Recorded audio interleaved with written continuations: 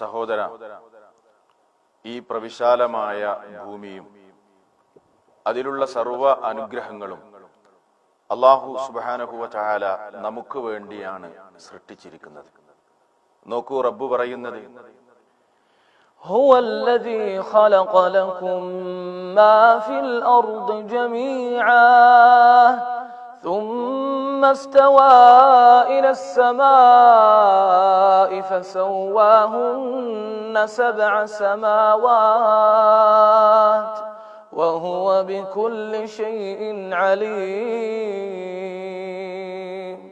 എന്നാൽ സങ്കടകരമായ ഒരു വസ്തുത, അല്ലാഹു സുബ്ഹാനഹു വ തആല നമുക്ക് നൽകിയ ഈ അനുഗ്രഹങ്ങളെല്ലാം ആസ്വദിച്ചുകൊണ്ട് ജീവിക്കുന്ന മനുഷ്യൻ ഈ അനുഗ്രഹങ്ങൾക്ക് നന്ദികേട് ചെയ്തുകൊണ്ടാണ് ഇവിടെ ജീവിച്ചു കൊണ്ടിരിക്കുന്നത്. സഹോദര, ഒന്ന് ചിന്തിച്ചു നോക്ക്. നമ്മുടെ യുവാക്കൾ, അവർക്ക് അല്ലാഹു സുബ്ഹാനഹു വ തആല നൽകിയ മഹത്തായ അനുഗ്രഹമായ കണ്ണ്, ആ കണ്ണുകൾ കൊണ്ട് നിഷിദ്ധമായത് കാണുകയാണ്, കാതുകൾ കൊണ്ട് നിഷിദ്ധമായത് കേൾക്കുകയാണ്, നിഷിദ്ധമായ വർത്തമാനങ്ങൾ സംസാരിച്ചു കൊണ്ടിരിക്കുകയാണ്. അല്ലാഹു ചെയ്തു തന്ന അനുഗ്രഹങ്ങൾക്ക് നന്ദികേട് ചെയ്യുകയാണ്. മനുഷ്യന്റെ കൈകാലുകൾ കൊണ്ട് തിന്മകൾ പ്രവർത്തിക്കുന്നു, ശരീരങ്ങൾ കൊണ്ട് തോന്നിവാസങ്ങൾ പ്രവർത്തിക്കുന്നു. ഏതുവരെ അല്ലാഹു നമുക്ക് ചെയ്തു തന്ന നിഅമത്തുകൾ ദുരുപയോഗം ചെയ്തുകൊണ്ടിരിക്കുകയാണ്. ഏതുവരെ നമുക്ക് നമ്മുടെ കൈകളിലുള്ള മൊബൈലുകൾ, അല്ലാഹു നമുക്ക് തന്ന ഏറ്റവും വലിയൊരു അനുഗ്രഹമാണത്. പക്ഷേ അതുകൊണ്ട് വരെ മനുഷ്യന്മാർ തിന്മകൾ പ്രവർത്തിച്ചു കൊണ്ടിരിക്കുന്നു.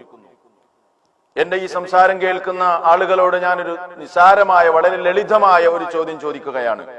സഹോദര, നിനക്ക് അല്ലാഹു തന്ന ഈ ഒരു മൊബൈൽ, ആ മൊബൈൽ കൊണ്ട് നീ ഇസ്ലാമിന് സേവനം ചെയ്യുകയാണോ ചെയ്യുന്നത്, അതല്ല ഇസ്ലാമിനെ തകർക്കുകയാണോ ചെയ്യുന്നത്? ഇതുകൊണ്ട് നീ നന്മ പ്രചരിപ്പിക്കുമ്പോൾ, അള്ളാഹുവിന്റെ ദീനിന്റെ സന്ദേശങ്ങൾ പ്രചരിപ്പിക്കുമ്പോൾ, നല്ല കാര്യങ്ങൾ പ്രചരിപ്പിക്കുമ്പോൾ നീ ഇസ്ലാമിന് സേവനം ചെയ്യുകയാണ്.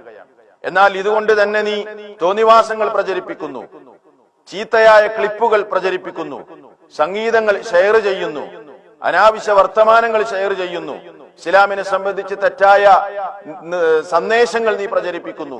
അപ്പോൾ നീ ഈ മൊബൈൽ കൊണ്ട് തന്നെ അല്ലാഹു സുബ്ഹാനഹു വ തആലയുടെ ഇഷ്ടത്തിനെതിരെ പ്രവർത്തിക്കുന്നു, അവന്റെ ദീനിനെ തകർക്കുകയാണ് നീ ചെയ്യുന്നത്.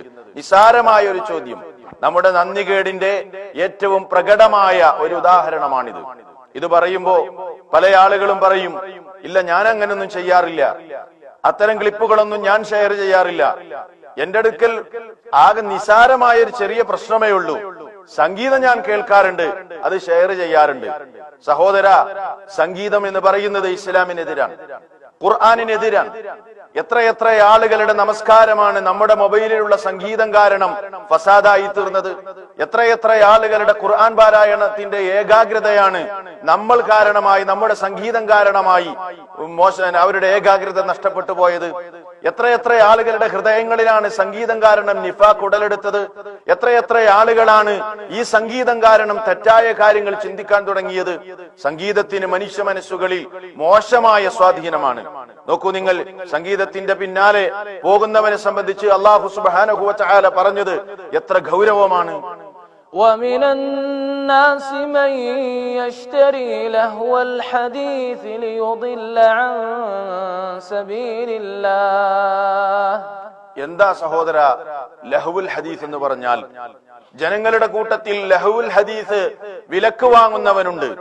ഇബ്നു മസ്ഊദ് റളിയല്ലാഹു അൻഹു പറയുന്നു, ഹുവ വല്ലാഹി അൽ ഗിനാ, അത് സംഗീതമാണ്. ലഹ്വുൽ ഹദീസ് എന്ന് പറഞ്ഞാൽ അത് സംഗീതമാണ്. സംഗീതം വിലക്ക് വാങ്ങുന്നവൻ മനുഷ്യരുടെ കൂട്ടത്തിലുണ്ട്. അവന് വേദനാജനകമായ ശിക്ഷയാണ് നാളെ പാരത്രിക ലോകത്തിൽ ലഭിക്കാനിരിക്കുന്നത്. ومن الناس من يشتري لهو الحديث ليضل عن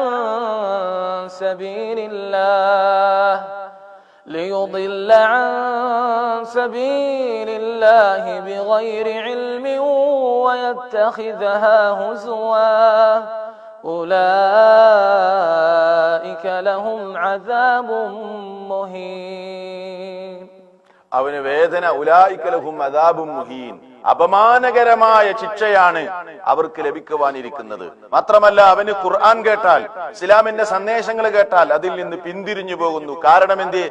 അവന്റെ ഹൃദയത്തിൽ സംഗീതമാണ് സ്വാധീനം ചെലുത്തിയിട്ടുള്ളത്. وَإِذَا تُتْلَى عَلَيْهِ آيَاتُنَا وَلَّى مُسْتَكْبِرًا كَأَن لَّمْ يَسْمَعْهَا كَأَنَّ فِي أُذُنَيْهِ وَقْرًا فَبَشِّرْهُ بِعَذَابٍ أَلِيمٍ. അതുകൊണ്ട് സൂക്ഷിക്കുക. അല്ലാഹു സുബ്ഹാനഹു വ തആല കാത്തുരക്ഷിക്കുമാറാകട്ടെ.